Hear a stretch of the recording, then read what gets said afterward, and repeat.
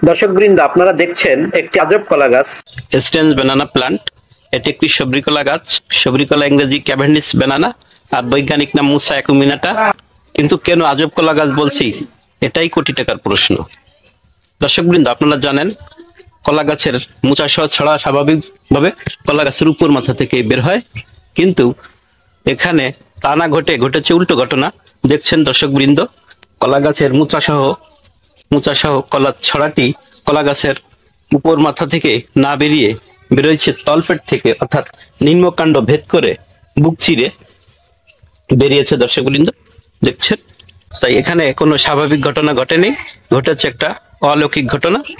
এ কারণেই এই কলা গাছটিকে আজব কলা গাছ বলছি।